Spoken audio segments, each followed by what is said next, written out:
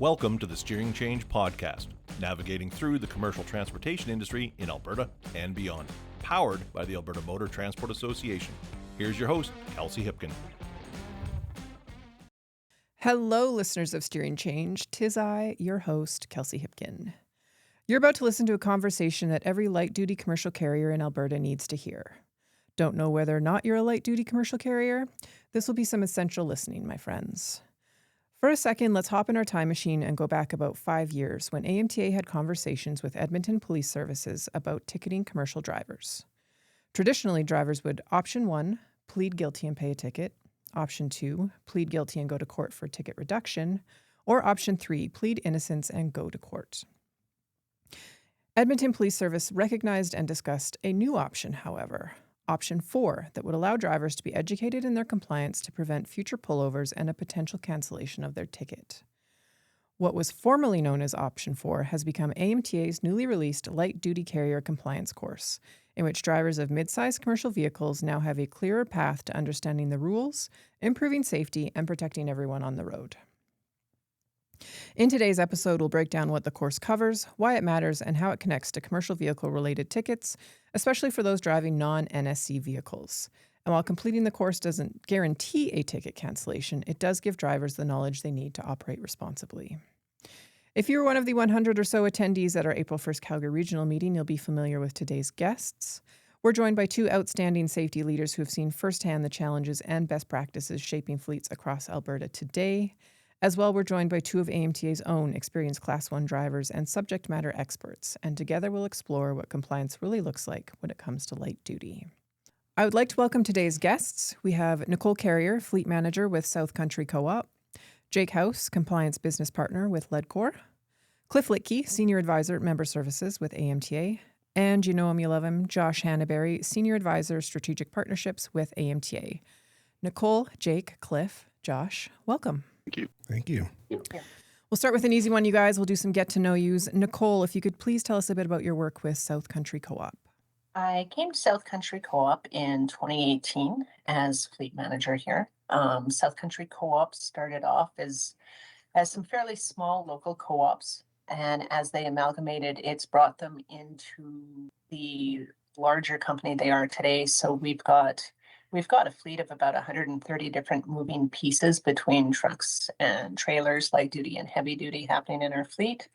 So it makes for interesting times when you've got a local shop that maybe had 5 people and 2 trucks. And now all of a sudden, because we do have some units that cross the border into Saskatchewan, all of a sudden everybody is under federal regulations. So it's been a bit of a learning curve since I came, but it's a good company and good people that are really want to try and do things properly.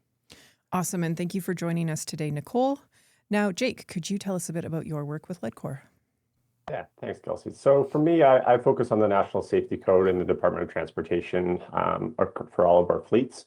A lot of that entails to auditing. So we focus on driver files and qualification, hours of service records, vehicle files. We have, it keeps growing every single day. I want to say about 15 carriers now. That's in Canada and the US. So a lot of travel, a lot of different regulations that we focus on to continue to grow our business. And I've been doing this now for 5 years, coming up on May the 17th, actually. So it's been a long ride, a lot of growing, and really happy to be a part of it all. Awesome. Thank you, Jake. Now, Mr. Litke, please tell us a bit about your history and industry and the work you do with AMTA. Actually, it's kind of started out very similar to most guys my age that are in the industry. Is my dad was a truck driver, and my dad was my hero. So started from like when I was really young, I just wanted to be like my dad. So be careful what you wish for. Around I was 18 years old when I started working at his trucking company, or he was a manager of a trucking company. Started working there in summers. Yeah, I was loading trailers, swamping, and picking orders and that kind of stuff. And that was back in the late 80s when things were quite lax compared to today. And for the next couple of years after that, I ended up being actually driving truck for light duty, which is kind of funny, ironic. I got my license, Class 1. I think I was about 21 years old. And that was 1991. I think I got my Oh, class dating one. yourself over there. Yeah, right. Feel old already. And so it's from 91 till 2000. I drove tractor trailer in the city of Edmonton as a city P&D application. And then in late 99, I started going to school and took business and came out with a business diploma and was in sales for commercial transportation like Canadian Freightways, Dane Ross, Clark Transport. That was for about 10 years. So in 2010, I was a terminal manager for a small carrier. And so I was an LCV instructor, I was a PDIC instructor, I was a TDG instructor, I was a driver trainer, janitor, mechanic, pretty much anything that needed to get done. I'd have to do it. And I learned a lot in that role, and which led me to AMTA in May of 2019. So that's 37 years in the industry. I feel old now. It's been a minute. Yeah. Thank you so much, Cliff. And Mr. Hannaberry, tell us a bit about the work that you do as well. Yeah, absolutely. And Cliff, I was going to say, you don't even look a day older than 37. So you started really young. Yeah. At AMTA, I'm our Senior Advisor of Strategic Partnerships. And before I dive into my role, I think I'm still self-proclaimed AMTA's #1 fan. Spent a lot of time celebrating the work we do. Kelsey, who's next to me, and Robin in the back end, you do an amazing job as well in this podcast. But I'm super proud husband and dad.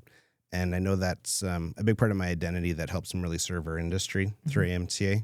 So I'm really fortunate in my role as our Senior Advisor of Strategic Partnerships to spend a lot of time with high-quality people like Cliff, Kelsey, Jake, and Nicole, who we're going to have a good conversation with today, really just understanding what are they up against and how do we help.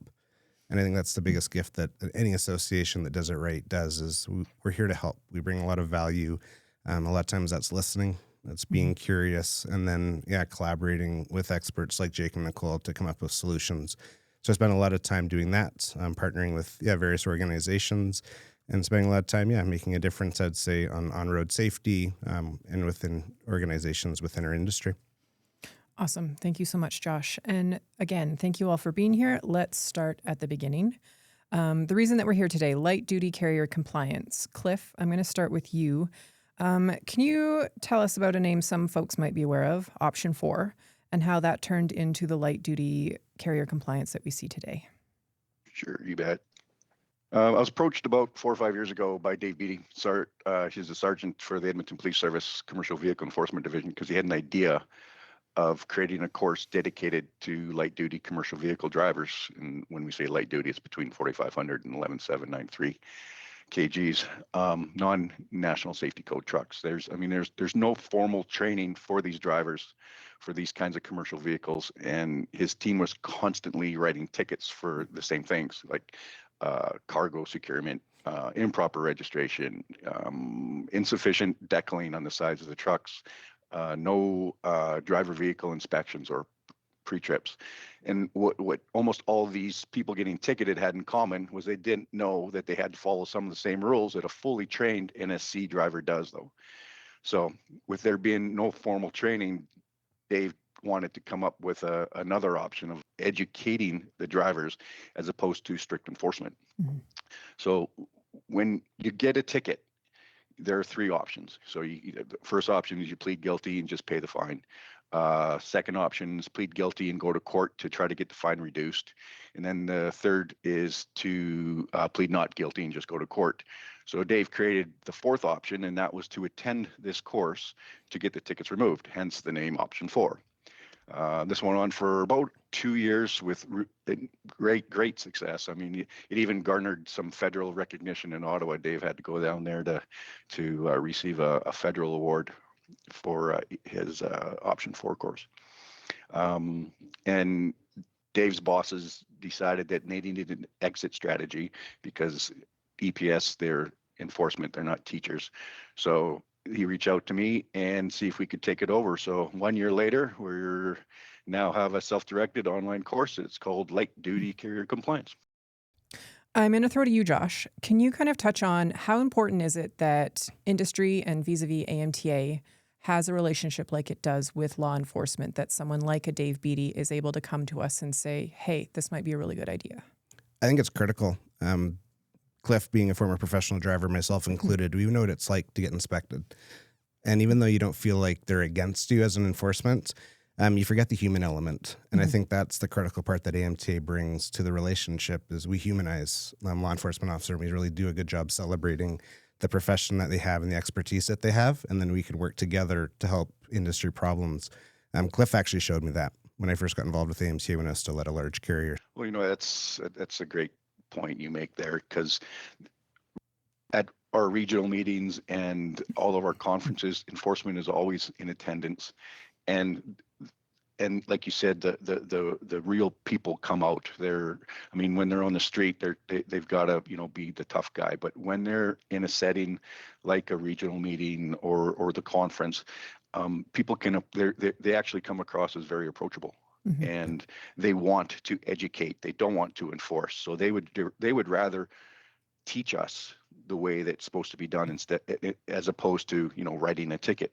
Yeah. So no, I really value the relationship that we have with all law enforcement. Absolutely. And speaking of teaching, speaking of education, Josh, I'm going to let you take over and delve into that world with Nicole and Jake. Awesome. No, I appreciate that. And Cliff, yeah, I really celebrate that. And I mean what I said. So Cliff's been a cornerstone in my journey prior to working at AMTA and as colleagues and good friends. So he's taught me a lot. So thank you for that.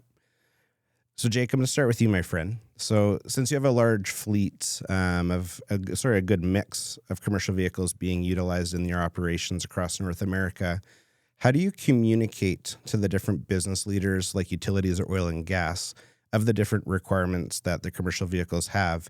And do they ever try to challenge you with these requirements since they're not more commonly known as, say, a commercial vehicle like a tractor trailer? For me, it starts off with understanding the business first. I think it's learning about where are they operating. Are they solely within a province? Are they crossing borders? What does that look like? How many units do they have? Is it things like tractor trailers, did you say? Is it mostly light duties? Understanding what I'm going to be dealing with on a day-to-day basis. What are they hauling? Does TDG come into play? And then how many people do they have? Is it a small team? Is it a big team? Really understanding the business so I can be effective day to day. And then second is developing relationships with the people that you're working with. I think that is humongous when it comes to dealing with regulations and enforcement and making sure we're following the rules. I think to be able to understand and know how to be effective, know how to communicate with people that's going to help support them as much as possible is humongously important in dealing with day-to-day with them. Is it going on site and dealing with them directly? Is it phone calls, asking questions? Josh, I think you said it earlier, be curious, understand where the gaps are and how you can be effective.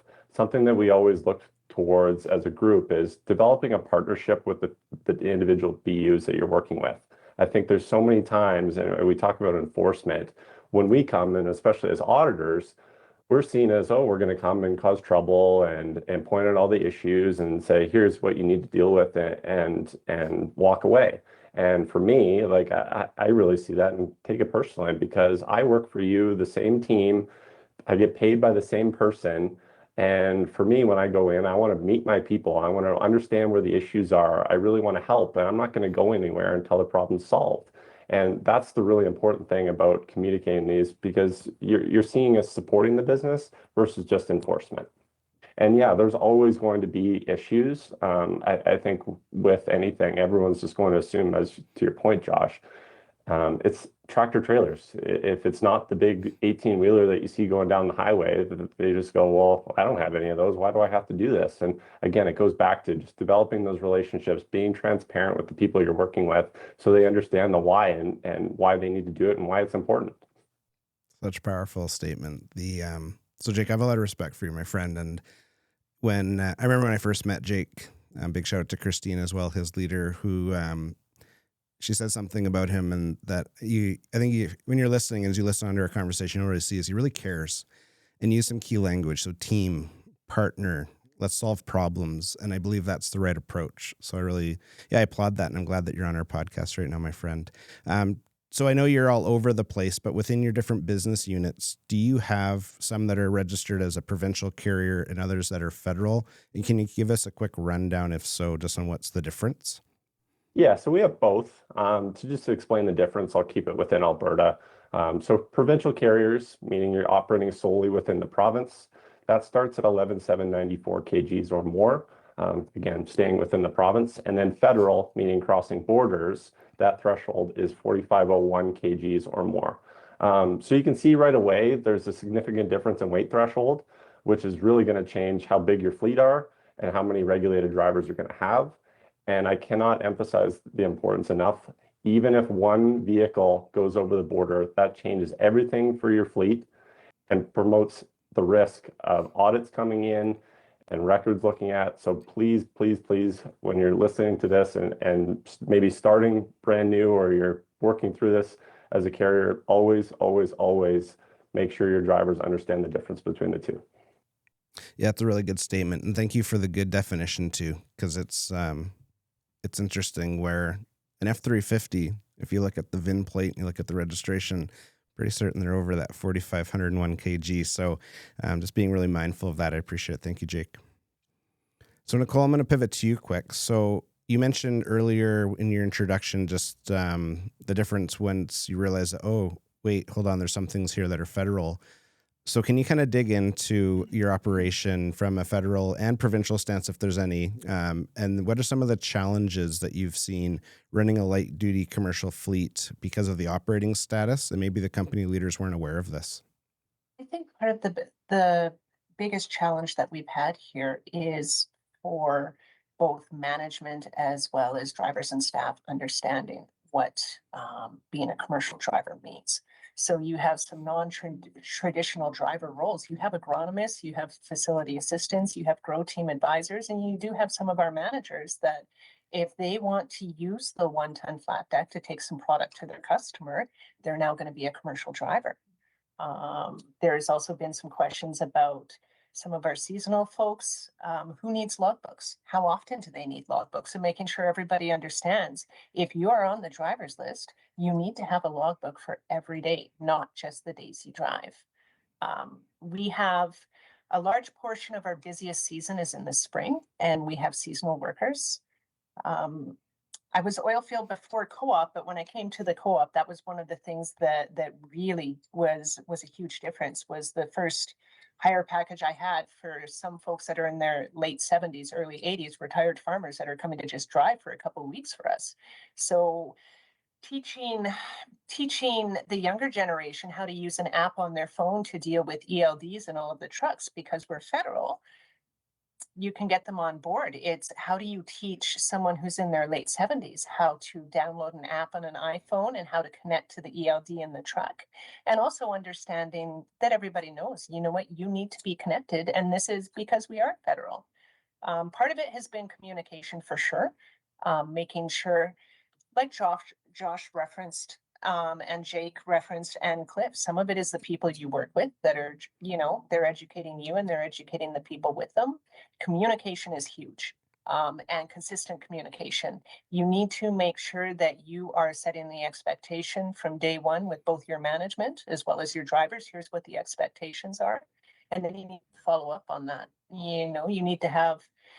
You need to make sure that if you say, call me with any questions, that you're going to have the time to answer those questions. And I do think a lot of the success that we have here at the co-op is because of the relationships that we forge with the drivers when they first come in. Just talking about, okay, some of these drivers have never had any sort of commercial training. They're coming in with a Class 5 license. Maybe they're just driving a truck and a trailer. Now, perhaps they've been hauling livestock for 5 years. And I mean, livestock is a heck of a lot more challenging than just some fence posts on a truck, but making sure they understand, here's what the requirements are.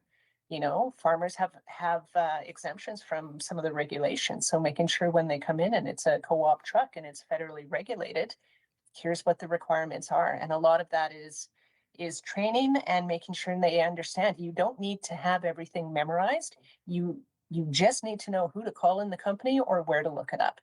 And I know I've referenced this before. A lot of the questions that I've had over the years with situations that I'm like, I'm not sure how to handle this. The AMTA has been a huge resource, as well as some of the people I know in enforcement, because when you're not sure what to do and people are looking to you for the answer, there's a lot of pressure. And that's one of the things with the light duty driver training. I know there's a lot of questions that have come up with how does this apply? And it's making sure that you can explain it in a way that's also relative to their experience level. How does it directly apply to them? How does it apply to our actual operations? Powerful. Thank you, Nicole. Yeah, I like to compliment people. I think that's important. And Nicole, I remember when we first met too through AMTA, and I'll give you a similar compliment that I gave to Jake, is that when you're an expert and you really care, I think that's when impact is created, because there's a lot of hidden components in this space between the 4501 to 11793 kg, where if you didn't really care, you kind of shrug your shoulders. It's their ticket. It's their problem. But when you really care, like Nicole cares, which I really honor, I think that's when you can really make a difference. And so it's funny when you're talking about the younger generation versus more of the aged, where you have to download the app and you have to sync it to the ELD and you have to make sure it's actually connected. And I remember the first time that I was that person. I got to help a mix of culture and age when ELDs became a legal requirement. And our oldest guy that I got to train smashed his flip phone down on the dash and said, "I own a VCR, and then he said a bad word, and you want me to use this thing," and he's pointing at his tablet. So I could imagine the conversations are joyful. So, but I appreciate that. And another word that you really hit on is communication. And when you say, if you have a question, call me, making sure you have time and capacity to answer the phone. So that way, your team feels supported and you can actually walk them through different challenges is another thing that I know you do very well. So I do appreciate that. So when you think about the hidden compliance requirements, is there any examples that you can share? Even the one that you mentioned from farming to going to co-op, but is there any hidden within the light duty the light duty commercial that you could hit on? Part of it comes down to the drivers when they first come through the door, is having them understand what it means to be a professional driver. You're taking on a greater liability and responsibility for your actions, and understanding what that means, understanding what your company should be doing for their requirements and responsibilities to you. What does it mean to be fit for duty? Part of it, definitely cargo securement, trip inspection. We have a lot of drivers when they come to us that, if they walk around the vehicle and 4 tires look good, okay, we're good to go. So making sure they understand that all of these requirements, even though you don't have the big truck in front of you and you don't necessarily have air brakes on some of this stuff, you still need to make sure that everything's working, and that it's every single day. It's not just when you're fully loaded. It's not just when enforcement is on the road. It's every single day, every single trip. I also should add too that part of it was ensuring that management understood. Part one is the drivers, but part two is understanding with management that, if your agronomists and your grow team advisors want to be taking chemical out to their customers, we're going to have to pay for their training as a commercial driver. They're now going to be logbooks. We're going to be monitoring their hours and whatnot. So, cycles and hours recaps. It's also making sure we're all aware of what our operations need to be and the impact it can have. Those are some of the questions, right? So. Yeah, I like that. Yeah, leadership buy-in is critical. And I think to be effective like you are, you need to be able to clearly explain it, because you're talking a different language. When you're an operational leader who's thinking about the numbers and the customers and the 5-year vision of an organization versus if your boots on the ground focus on just what's right in front of you, you have to be able to articulate just why this matters in a different way.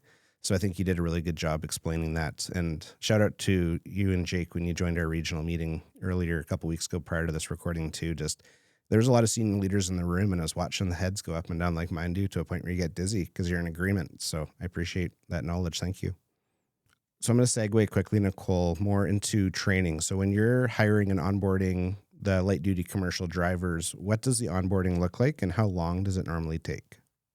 I have the luxury at the co-op. I'm focusing just on transportation compliance. So when we're talking some of the actual HSE orientation, that's a bit separate. But anyone who's going to be a commercial driver for us actually goes for an independent driver evaluation. That's pre-hire, making sure that they can do the job. And before they actually go out and are driving, they come in here at the corporate office for 8 hours with me, bare minimum. It's an 8-hour day. So we go over hours of service, fatigue management, trip inspection, load securement, but we also do a lot of other things. We talk about defensive driving. We talk about distracted driving, aggressive driving. We talk about liability. We talk about responsibilities.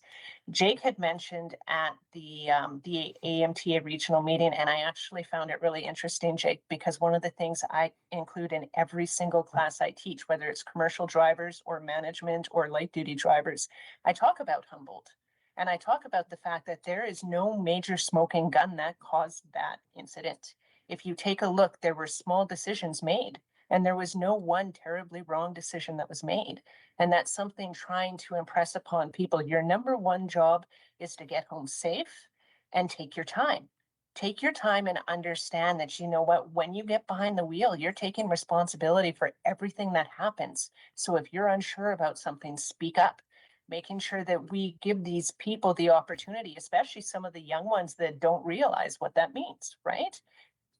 So every truck comes with a truck binder with a lot of information in there on cargo securement, on TDG, on hours of service, because let's face it, if you're in this industry, you understand you could spend a week with folks and still not run out of things to go over. They'd stop listening a lot sooner than you'd stop talking. So part of it is trying to condense that much information into that 8-hour day. But I truly believe, and I actually, my management here believes as well, our executive team, the relationships that are forged during that 8 hours are what creates a successful system across so many different locations, because you may not remember everything that we've discussed, but you're that much more comfortable calling later on with questions or texting me to give me a heads up that, hey, I just got pulled over in Tabor for CBSA. Everything went well, but I just wanted to let you know.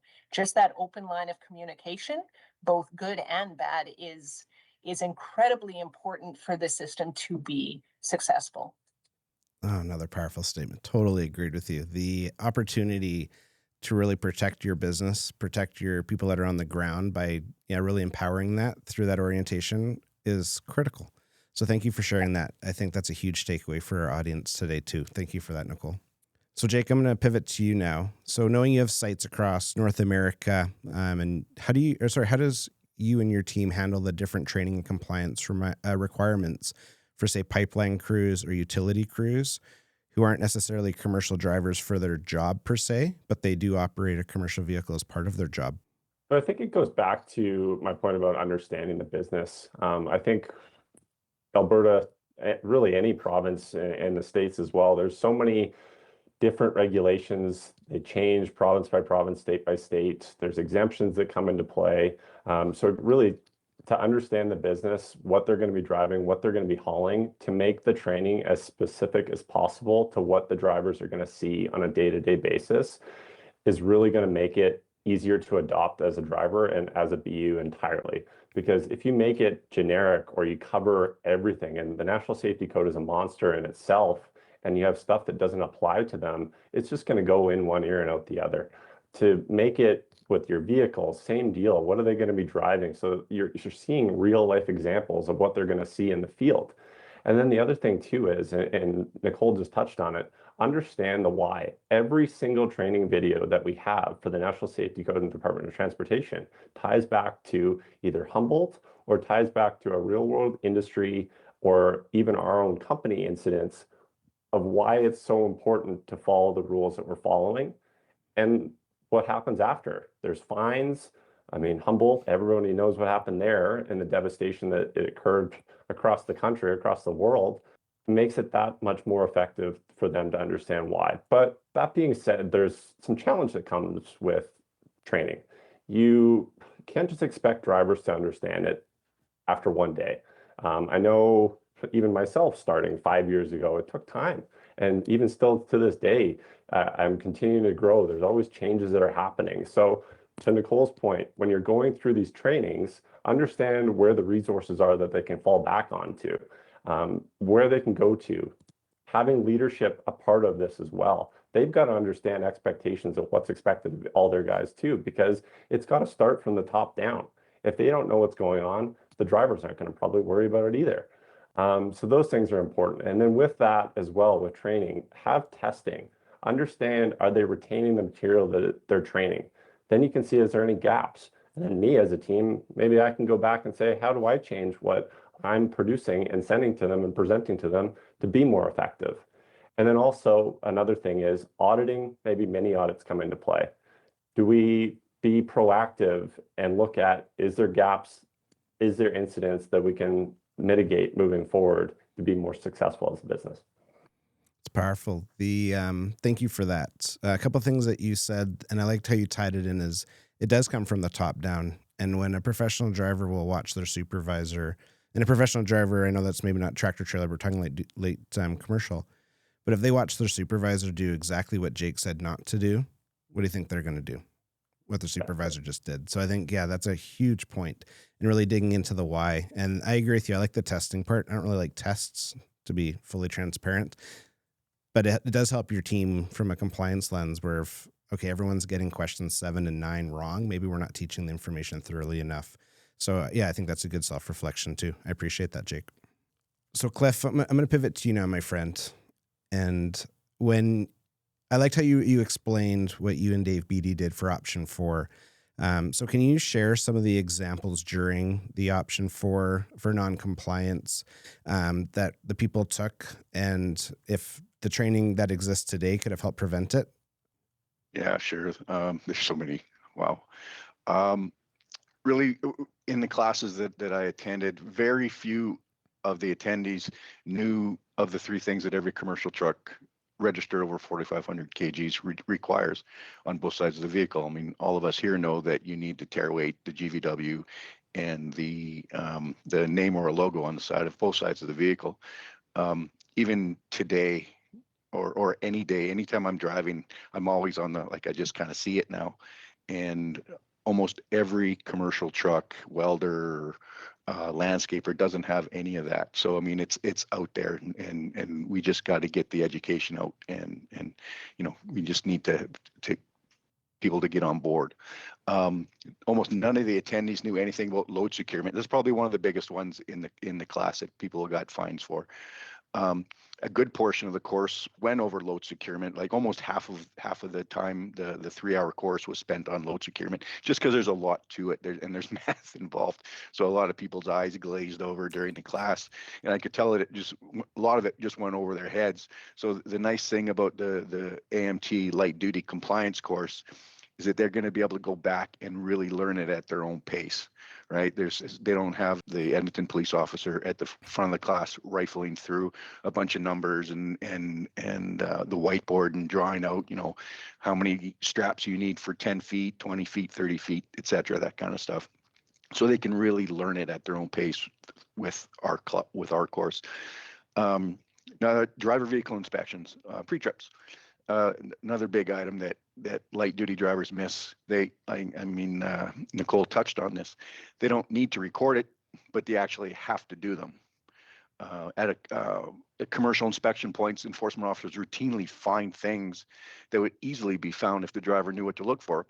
Not to mention that they actually need to know they have to do it. So those are just the 3 big ones.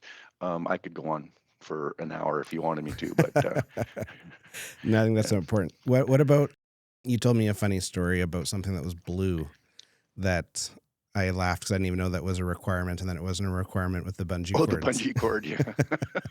Yeah, we when at the beginning of every one of the EPS option 4 courses, I would get up, or myself or Chad or whoever was there for AMTA would get up and introduce AMTA, and I gave out swag, but I also asked 3 questions to the attendees just to see what kind of level of knowledge is out there.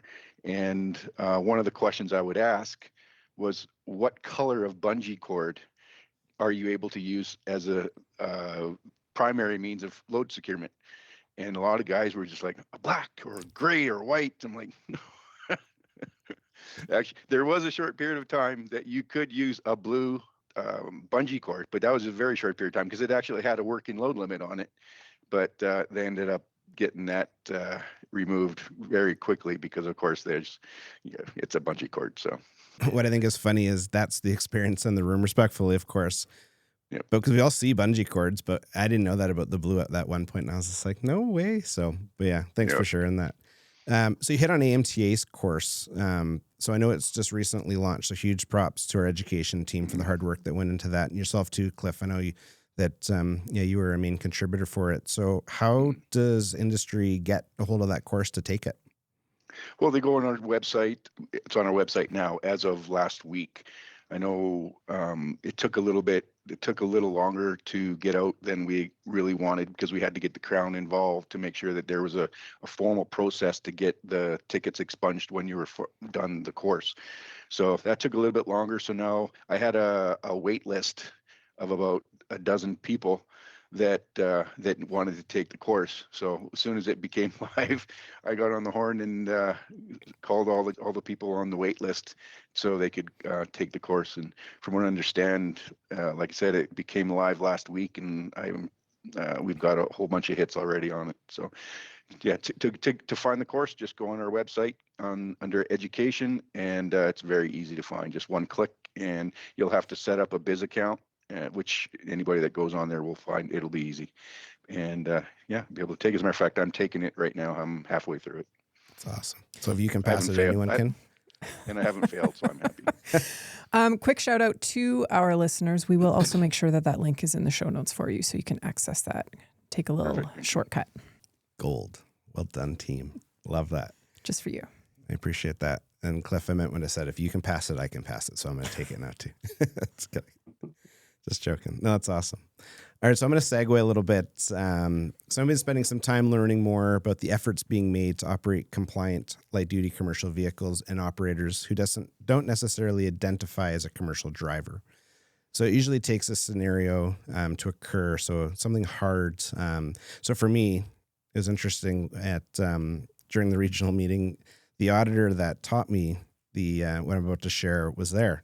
So it's nice to give him a big shout out. So Frank, a really good guy. So huge shout out to Frank. But I learned through an audit that the front person, our front counter admin, was not allowed to take our F-350 to go grab lunch for our team unless they were deemed qualified and trained. So that was a big, and also that was an expensive learning moment for my former organization. So Jake, I'm going to ask you a same question then, or I'm going to ask you this as a question, is can you share any recent examples of where non-compliance occurred and that sparked a change in how your company monitors compliance? Yeah, for sure. So just to provide a little bit of background, this was for one of our carriers in British Columbia. And for the listeners, for anybody that doesn't know, the National Safety Code starts at 5,001 kgs or more in BC. And in BC, there's several exemptions. The big exemptions are hours of service and trip inspections for light-duty vehicles between 5,001 and 11,793. So for all of our light-duty vehicles, things like those, they're not going to be documented. But in this particular instance, we had a drive across the border into the Northwest Territories. And as I explained earlier, when you cross over the border, your weight threshold drops down to that 4501. And all those lovely exemptions that we have in play in BC are gone. So what happened? We had a driver get pulled into a weigh scale. And as you can expect, the officer came by and says, well, where's this, and this, which led to a pretty big ticket. We took it back. And first of all, as a team, we got the news, and for me and my team, we looked at our training as a whole. Are we covering what we need to cover?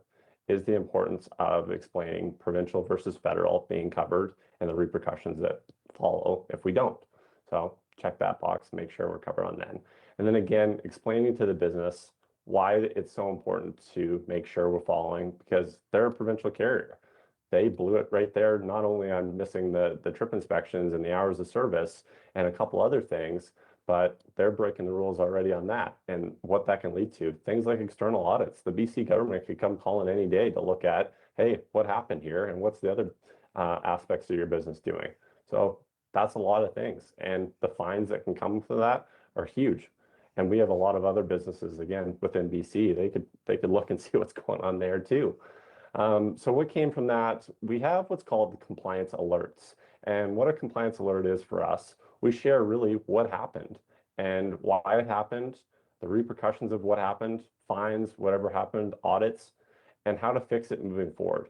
And we don't just share that to the BU that happened to, we share that across the company because it's important for everyone to understand why it happened, what happened, and how to fix it. So we're all learning together as a company. And I think that's really valuable, again, to everyone.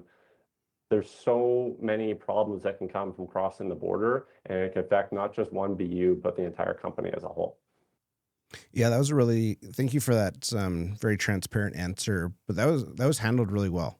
And I like that there's ownership on all parts, because I think sometimes when the ticket happens, we know who the finger's getting pointed at, and it kind of ends there.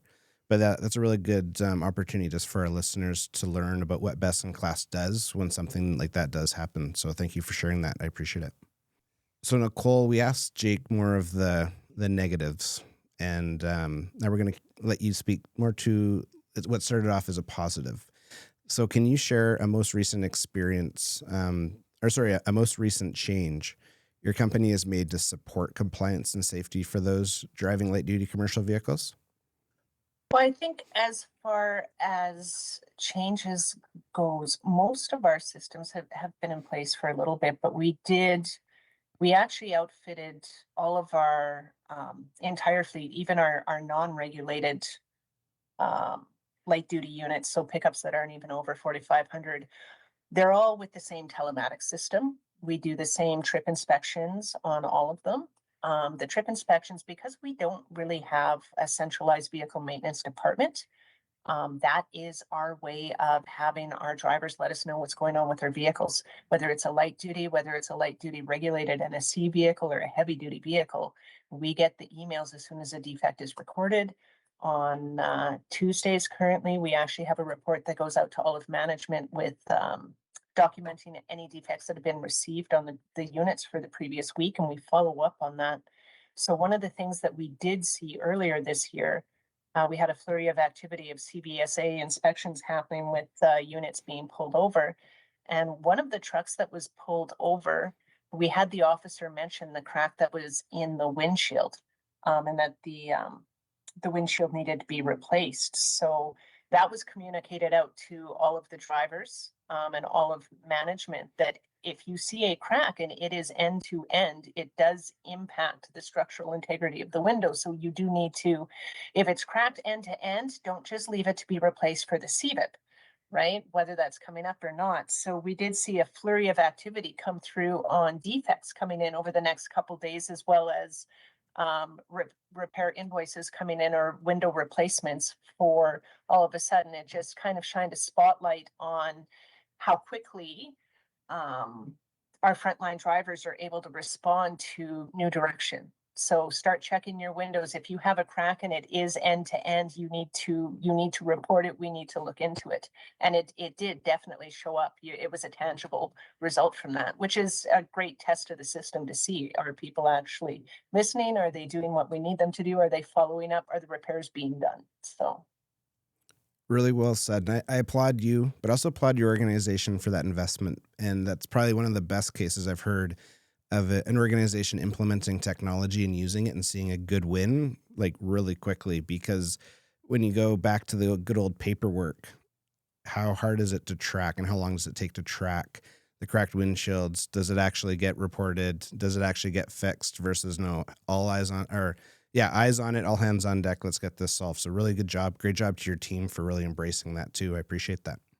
All right, Kelsey, I think I've done enough talking for today. So no, thank you for doing all that talking, Josh. I do want to thank you, Josh, Nicole, Jake, and Cliff for your time today. We always do appreciate the knowledge of all of our guests, and today was certainly no exception. I am going to wrap with one final skill testing question. Cliff, is there anything you would like to add?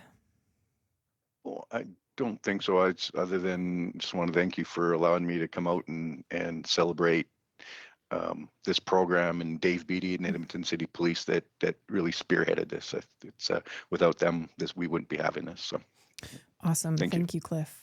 Mr. House, anything you would like to add?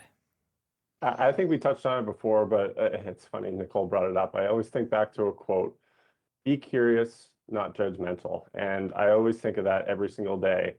Understand your people, meet them. What do they like to do? Where the gaps are? When something happens, understand what happened and how to move forward. I think that is so, so valuable. Again, goes back to developing those relationships and those partnerships. Show you care to the people you work with. Those are the people that are paying you at the end of the day. The on the ground people, meet them. Maybe one day just go put your book away or your binder away or whatever it is. If you're an auditor like me, go put your boots on, go put your PPE on and learn about what they do. And that shows a lot. And it goes a long way when it comes to these audits and when you need something, when the enforcement side of me comes out, it's really going to help because it has to go both ways. You're a team at the end of the day. It shouldn't just be a demand from one side. And again, like Cliff said, I want to thank you guys for the opportunity to do this. If there's any questions that come about from this, feel free to reach out to me. Again, thank you. Awesome. Thank you, Jake. We will make sure we have your info in the show notes as well. And you hit on something really important there. I usually am behind a desk, and I think it's so important for all of us out there. Take a field trip, you guys. See what everyone else is up to. I think it's huge when you kind of put yourself in someone else's shoes or behind someone else's steering wheel, just to see whatever. It just helps you understand industry more. So I think that's a really important point, Jake. Now, the lady with the coolest last name in industry, Nicole Carrier. Is there anything you would like to add? I think just touching on what Jake said again, definitely communication, getting out there and talking to people. I have the luxury working with the co-op right now. I have buy-in from the drivers. I have buy-in from management, and that's huge. It makes my job that much more enjoyable. I've worked with companies where maybe I didn't have the same buy-in, but one thing that has remained consistent through all of the different companies, I can tell you, it takes a lot of work to run a compliance department this way, where you care about people. You are personally invested in people. You're personally invested in how things are done. You're personally invested on how people are treated. It takes a lot more work to run it that way instead of distancing yourself. And it comes through. It's very easy to see when Jake is talking. You know what? If I'm going to phone him on something, I'm going to get the feeling he actually cares what I'm saying. And that's very much, people understand sincerity. And that is one thing that I tell my drivers. I don't do subtle or insincere well. So it is one of those things that people, when I speak to our folks when they first start, I tell them I get to talk to you on some of the best days of your life, starting your brand new job. And if there's an incident, I may talk to you on some of the worst days of your life. But either way, we'll get through it together, and just making sure that your number one job is to get home safe. We spend more time here than we do with our friends and family. So while we're here, let's do it safely, but let's also maybe try and make it an environment that we can all enjoy.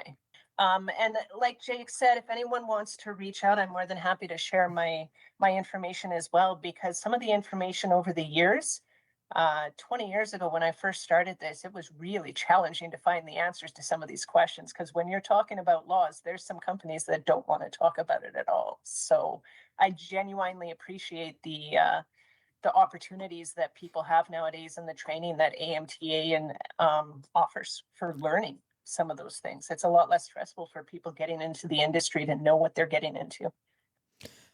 Awesome. Some sage words from both of you. You were a little nervous, but I might make you guys come back. So you earned that one. And shout out to Nicole as well. You'll see her always at driver appreciation events, and Co-op brings the big bags of chips. So just put that little We're doing tidbit candy this year. Hey, We're doing even candy better this year. Love it. And Josh, I know you did a lot of talking, but I'm going to give you one final opportunity. Anything you would like to add? First off, I just want to say thank you. I like to express my gratitude for opportunities like this because it's special. And I know I've shared this to both with Jake, Nicole, and anyone else I've ever had the opportunity to podcast with, is it's a gift. it's a gift to share your truth and to talk about things that you really care about. And Kelsey, you do a really good job. So thank you for that. Honestly, my biggest encouragement to those listening is just to get involved. So everyone has budget, everyone has capacity in some way, shape, or form, and whatever yours is where you can get involved. So if it's free only, awesome. AMTA has so many things that you can just attend. If it's conference, which I highly recommend, and I don't know if this is pre or post conference. Post conference, okay. So when you listen to this, conference was amazing. I hope you have FOMO. No, I'm just kidding. But just get involved. Honestly, it's changed my life, 1,000%. And Cliff, I give you a lot of praise for that because you really encouraged me to get involved, and you spoke to things that you saw in me that I didn't see in myself at the time that I'm now very fortunate that I can do in others. So thank you again for your influence. But no, this was great. Really appreciate being on today. Fantastic. And one final thank you guys for all of your knowledge, insight, etc. to Jake, Nicole, Cliff, and Josh. Thanks, guys. Thank you. Thank you. All right, let's close with some news. AMTA's 88th annual conference at Grey Eagle Resort and Casino in Calgary has concluded. And oh my gosh, thank you all so much for coming. What a terrific 2 days we had. We really appreciate it and look forward to seeing you next year in Edmonton at River Cree for our 89th. As well, coming up on May 14th, we have our Medicine Hat Safety Summit. We'll be covering topics from mental health, driver fatigue, and guests including Trucking HR Canada. This is 1 day. It's $30. You get breakfast and lunch and a ton of awesome information, so we hope to see you there. And finally, the 76th Professional Truck Driving Championship takes place May 30th at our EIA location. Registration for drivers and volunteers is now open, and you can find that at amta.ca. Do you have any questions or comments about Steering Change episodes? Please do reach out on our Instagram at AMTA_CA or LinkedIn and Facebook at Alberta Motor Transport Association. Stay safe and see you next time. Thank you for listening to this episode of AMTA's Steering Change podcast. The views expressed by guests of the Steering Change podcast are their own and may not reflect the views of AMTA, its hosts, or sponsors.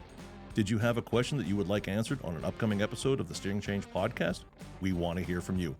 To submit a question to the Steering Change mailbag, hit up our DMs on LinkedIn, Facebook, or Instagram with the hashtag Steering Change, and your question will be answered either live on the podcast or by one of our SMEs here at AMTA. We ask that you share this episode with those in your network that could benefit from what we discussed today, and make sure to subscribe to our podcast on your favorite podcast platform so you can be notified when future episodes are released.